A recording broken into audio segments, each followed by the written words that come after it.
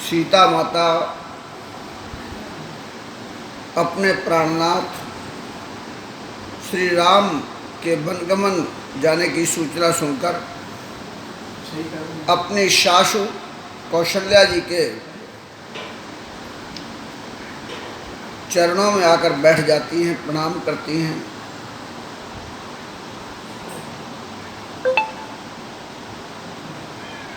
तो माँ कौशल्या बड़ी कोमल वाणी में आशीर्वाद दे रही।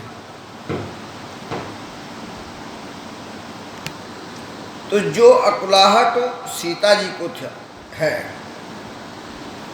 समाचार ये सुनकर कि हमारे प्राणनाथ बन जा रहे हैं, तो उनकी सूचना जानकर सुनकर सीता जी को अकुलाहट है। समाचार ते समय सुन सीय उठी अकुलाय, जाय सासुपद कमल युग बंद बैठ सिर नाय।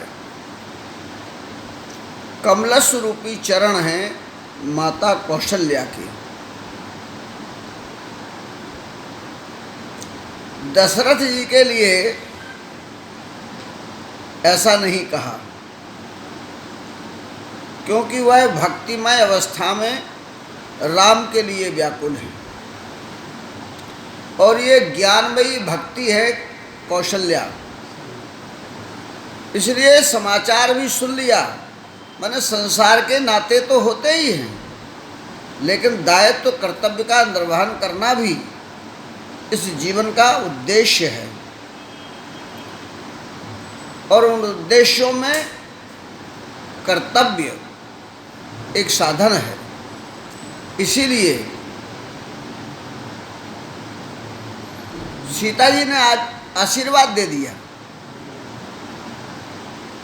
अर्थात उनका जो आचरण है वो संसार में होते हुए भी संसार से ऊपर है, ज्ञानमयी है।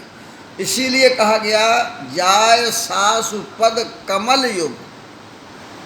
कमल के समान, कमल जैसे जल में रहता है फिर भी जल से ऊपर रहता है, ऐसे ही माता कौशल्या पुत्र प्रेम में तो हैं लेकिन मोह और आसक्ति में नहीं है। लेकिन सीता जी अकुलानी है राम के बन जाने की सूचना पाकर। अब यहाँ देखिए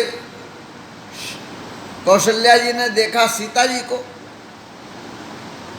तो सीता को देखकर, राम को देखकर नहीं अकुलानी कौशल्या, लेकिन सीता को देखकर अकुलानी। दीन आशीष सासु मृदवाणी अति सुकुमार देख अकुलानी। कारण क्या है अकुलाहट का? सीता जी की अति सुकुमारता। वन में है कठोरता,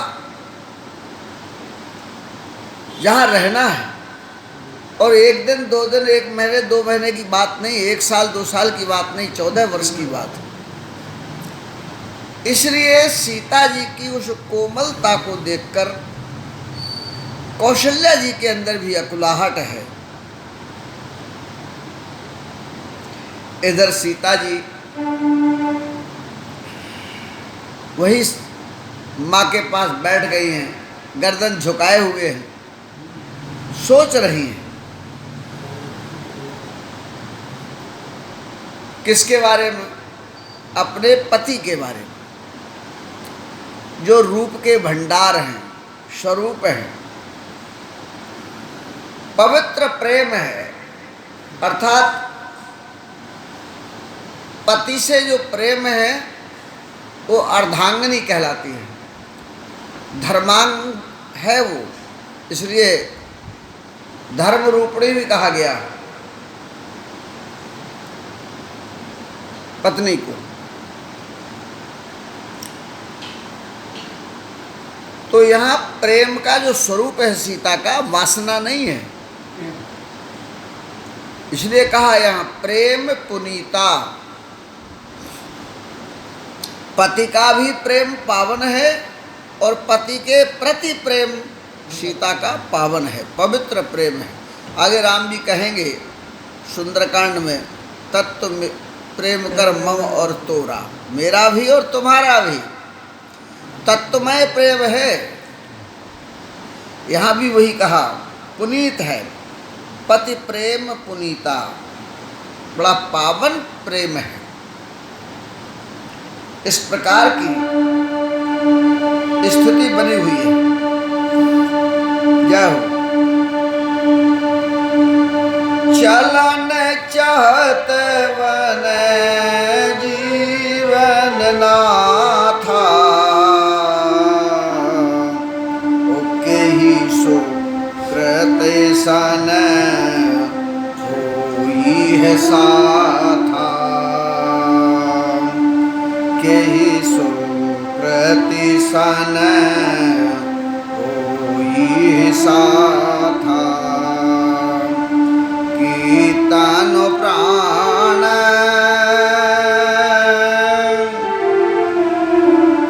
कीर्तन प्राण कि केवल प्राण, कीर्तन प्राण कि केवल प्राण, विधि कर तव कछु जात न जाना, विधि कर तव कछु जात न जाना।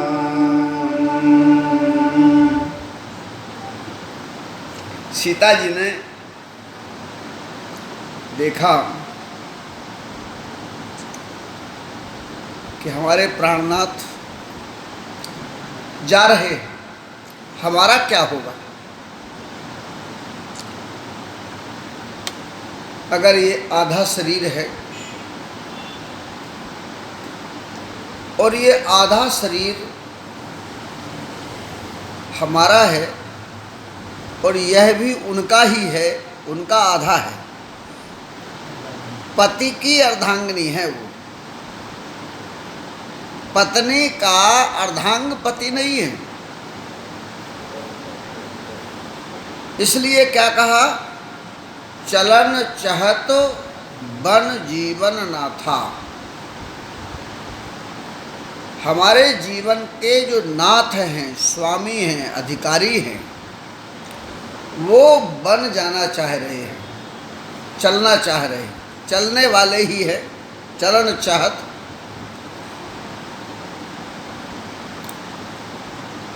क्योंकि शरीर पर अधिकार किसका है? पति का है। इसलिए नाथ भी वही है, स्वामी भी वही है जिसका अधिकार है। अब ऐसा कैसे हो? वो कौन सा सुकृत होगा, वो कौन सा सुंदर कर्म होगा जिसके फल से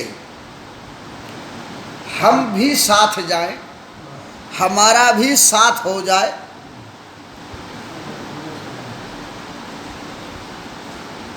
पीछे की कथा उस समय की, जिस समय धनुष टूटने वाला था,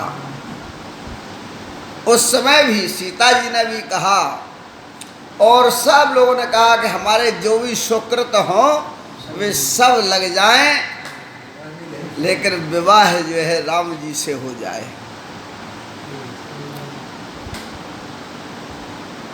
तो अब यहाँ भी कह रही है सीता जी के ही सुकृत। अब वो कौन सा सुकृत होगा? सुकृत माने सुंदर कर्म, क्योंकि विधाता जो है, ब्रह्मा जो है, वो कर्म के अनुसार फल देते हैं। ये डायरी उनके पास होती है, ब्रह्मा जी के पास, जिसके आधार पर वो जो है भाग्य लिखते हैं और वह कर्म देकर, भाग्य देकर, जीवन देकर आगे बढ़ाते हैं। और वो पाप और पुण्य दोनों प्रकार का कर्म लेकर जीव आता है संसार में, जो भी जन्म लेता है। सीता जी कह रही है कि पति से पत्नी का वियोग होना बहुत बड़ा दुख का कारण है। देह प्राण संप्रिय कछु नहीं, और अगर देह ही अर्धांग ही अलग हो जाए तो फिर उससे और क्या सुख होने वाला है। तो यहां मेरे प्राणनाथ, मेरे स्वामी, मेरे नाथ वन जा रहे हैं। संग भी जो मिलता है वो समझ लीजिए, ये चौपाई ये बता रही है कि किसी का भी साथ अगर हमको और आपको होता है तो वो सुकृत है और कुकृत है। सुकृत है तो अच्छे लोगों का साथ मिलेगा, अच्छा स्थान आपको मिलेगा, अच्छे लोग आपको मिलेंगे। और आपका सुकृत नहीं है तो उसी समय से आपको बुरे लोगों की संगति मिलेगी और अच्छी संगति से आप दूर होकर के दुख का भाजन बन जाएंगे। इसीलिए यहाँ कह रहे हैं कि आज हमारे लिए तो वो समय आ गया है कि हमारे नाथ, हमारे स्वामी बन जा रहे हैं और हम क्या अयोध्या में रहेंगे। तो पति से बिछोह होना, वियोग होना बहुत बड़ा दुख का कारण होता है। हमारे लिए क्या अब वो कर्म आ गया जिससे हम, अब यहाँ ये क्यों कहा कि सुकृत काम करेगा, के ही सुकृत सन होइए साथा, क्योंकि वन केवल राम को दिया गया है, सीता को नहीं। तो राम बन जाएंगे और सीता अगर बन नहीं जाएंगी, ये उस वर में यह अगर सम्मिलित है ही कि राम बन जाना है, राम को बन जाना है, तो सीता का वियोग सुनिश्चित हो जाना है और दुख का भाजन बन जाना है। तो फिर अब वो कौन सा दूसरा और कर्म होगा जिससे हमारा साथ भी राम का हो जाए, हम भी वन को जाएं और राम जी हमारे प्राणनाथ हमको वन ले जाएं और जिन जिनका अधिकार है वे हमें स्वीकृति दे दें। इसलिए वो कह रही हैं अब कौन सा सुख तो होगा कि हम भी साथ जाएं। फिर आगे कहते हैं कि तन प्राण के केवल प्राणा। इसमें ये संदेह है उनको कि अगर ये कहा गया कि राम को वन दिया गया है, सीता को वन नहीं दिया गया, सीता वन नहीं जा सकती, राम को ही अकेले रहना पड़ेगा वन में। वरदान में राम को वनवास मांगा है, राम अकेले ही वन में रहेंगे। और अगर हम साथ में शरीर से के साथ नहीं रह सकते तो फिर क्या दशा होगी। दो बातें हो सकती हैं, एक तो ये कि हम तो रह ही नहीं सकते बिना उनके, अगर रह नहीं सकते और हमारा ये शरीर उनके साथ नहीं जा सकता या इसको जाने की अनुमति नहीं है, इसको नहीं जाने दिया जाएगा, तो हम प्राण त्याग देंगे। और प्राण जब त्यागेंगे तो राम के साथ हमारे प्राण चले जाएंगे, ये शरीर यहाँ रह जाएगा इस अयोध्या में और हमारे प्राण राम के साथ, प्राणनाथ है ना वो, इसलिए प्राणनाथ के साथ जो जिसका स्वामी होता है वो उसके साथ रहेगा। तो दो बातें हैं, एक तो अर्धांगिनी हैं हम, तो हमारा तन भी जाना चाहिए और प्राण भी जाना चाहिए। लेकिन अगर ये कहा गया कि नहीं, तन से तो केवल राम जाएंगे, तो प्राणनाथ के साथ हमारे प्राण चले जाएंगे। अब बात इतनी सी है, सीता जी सोच रही हैं कि देखते ये हैं, जय हो, देखते ये हैं कि केवल प्राण जाते हैं या शरीर भी उनके साथ जाता है, कि तन प्राण कि केवल प्राणा, केवल प्राण भर जाते हैं उनके साथ या ये शरीर भी जाएगा। ऐसा कौन सा सुकृत होगा, क्योंकि ये विधाता की गति समझ में नहीं आती है। ये पद्धति है विधाता की, ये बहुत बारीकी है, इसलिए इसमें विधाता क्या करने वाला है ये जानने में आता नहीं है।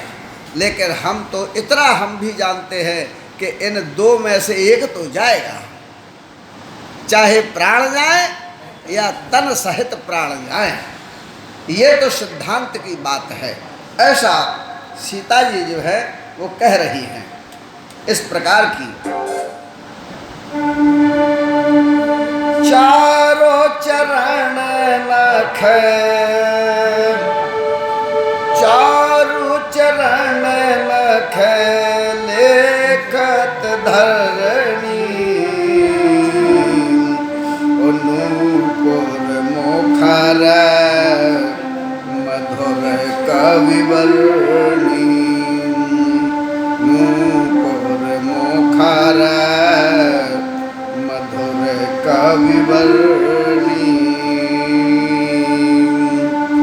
मनहो प्रेम बस,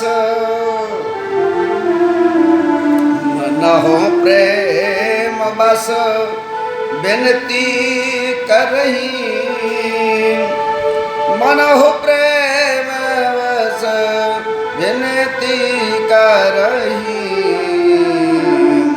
ओ हम सिया पद जन पर हरही, हम सिया पद जन पर हरही।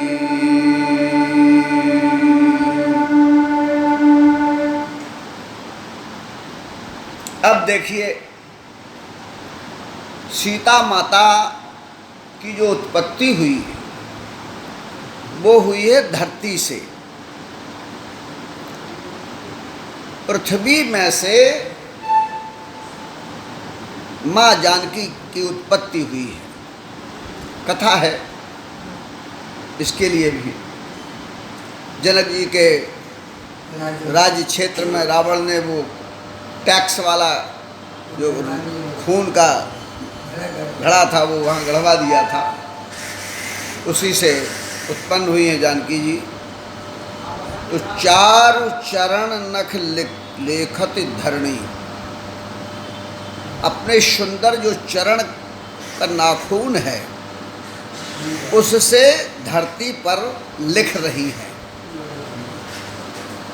कहते ना धरती करोद रहे हैं, इस तरह से नाखून से करने लगते हैं। यहाँ चरण के नख से जो है धरती पर लिख रही हैं।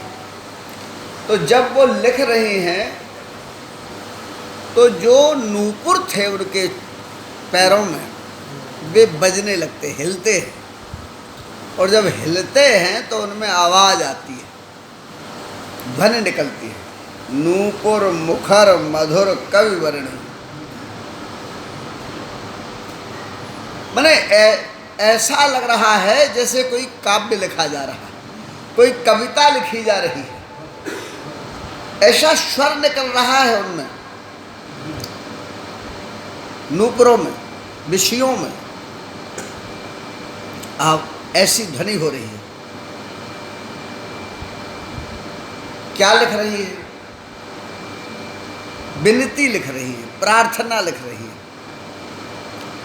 निवेदन लिख रही है, काय की प्रेमावस्था की, जो प्रेम है उनका, उस प्रेम की के वशीभूत होकर उसका उल्लेख कर रही हैं और उसमें विनती कर रही हैं कि हमको कहीं छोड़ न दें। यहाँ ये भी भाव है, धरती से उत्पन्न हुई हैं, इसलिए धरती माँ को भी वह संदेश है कि तुमने उस समय भी मदद की थी जब प्राणनाथ हमको प्राप्त हुए थे। जिस समय धनुष को उठाने के लिए सब दौड़ रहे थे, उस समय धरती ने चाप लिया था उस धनुष को।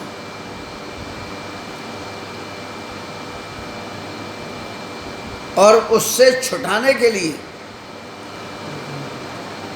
लक्ष्मण जी ने आदेश दिया कि अब छोड़ दो, सावधान हो जाओ। दिस कुंजरो कमठ अहिकोला, सबको आदेश दिया, लिखा है तुलसी।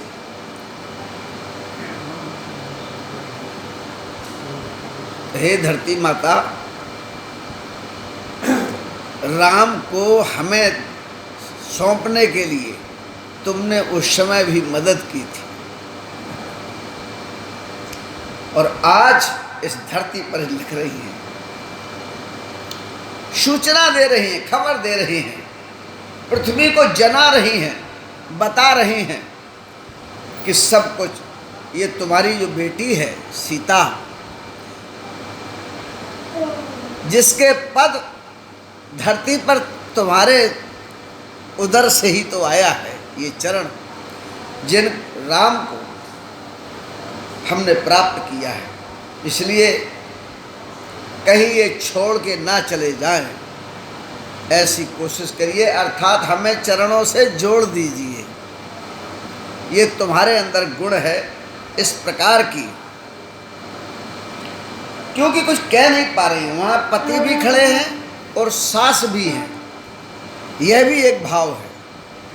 तो सास के सामने पति से क्या कहें, अपनी प्रेम कहानी को कैसे बताएं, इसलिए लिख रही हैं, लिख कर के भी बताना चाहती हैं कि हम बिना प्राणनाथ के नहीं रह सकेंगे। यह भी कहा है।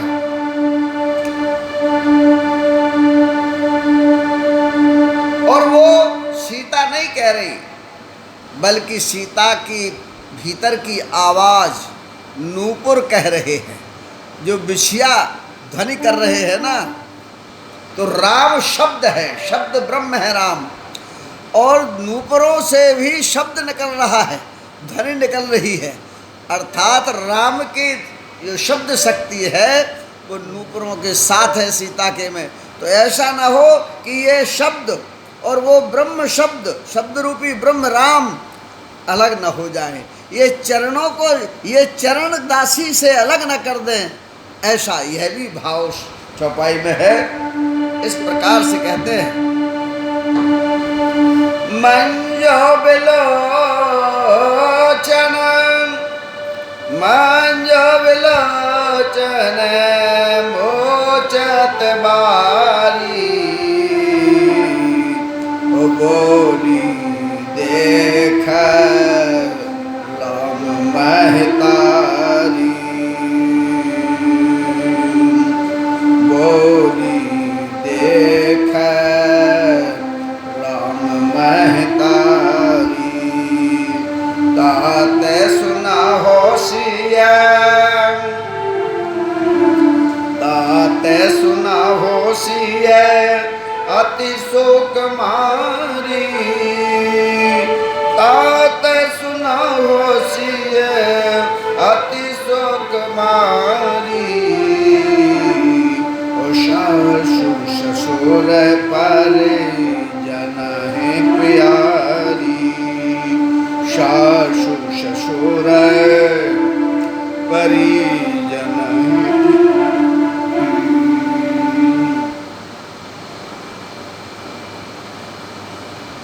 देखा सीता जी के आंखों में से आंसू टपक रहे, आंसू बह रहे, निकल रहे, आंसू पहुंच रहे हैं। ऐसा देखा कौशल्या जी ने तो कहने लगी, हे राम, ये सीता बहुत सुकुमारी है, बहुत कोमलांगी है और सास ससुर को और परिजनों को सबको बहुत प्यारी है।